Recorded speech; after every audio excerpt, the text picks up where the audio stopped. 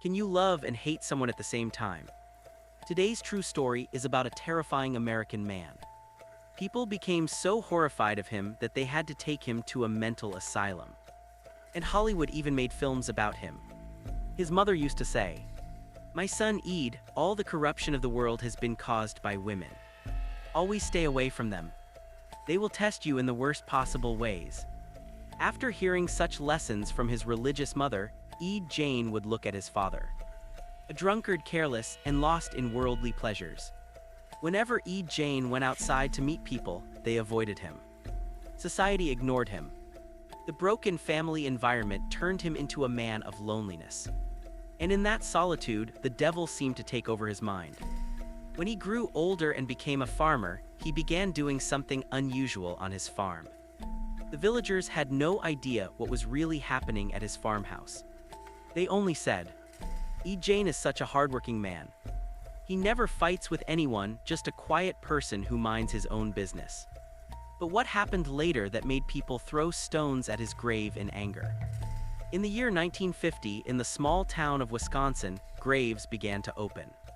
The dead were buried in Christian fashion, standing in their coffins. But the very next day, the coffins were found empty, the bodies missing. At first, people made two guesses. Maybe wild animals had dug up the corpses. Or perhaps some mafia was spreading terror. But the graveyards kept emptying. Fear spread everywhere, as if a devil had descended upon the town. Then came the news of a woman named Bernice who had gone missing. Everyone knew Bernice because she ran a local store. Meanwhile, the graveyard mystery was already haunting the people. At last, police began their investigation at her shop. And they found that her last customer was Ed Gein.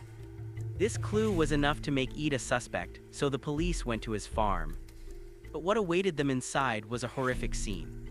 Inside the farmhouse, investigators discovered a human corpse hanging in the shed, bones scattered like chess pieces across the floor, blood stains in the kitchen, bowls and cups made out of human skulls, a chair covered in human skin, lampshades stretched with human flesh, a belt made from human lips, a drum covered with human skin, skulls placed on each corner of his bed. Ed Gein confessed that he would peel off women's skin.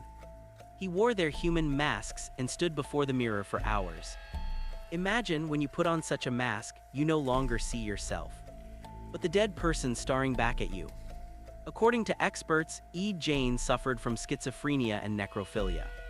He both loved and hated women at the same time. In court, his short, bizarre answers and strange laughter declared him insane. The man who made clothes out of women's skin finally died in 1984. Records say he killed 2 people and desecrated 40 graves, turning the remains into furniture and objects of his obsession. So the question remains, was Ed Gein born evil? Or did society's treatment and his upbringing turn him into a monster?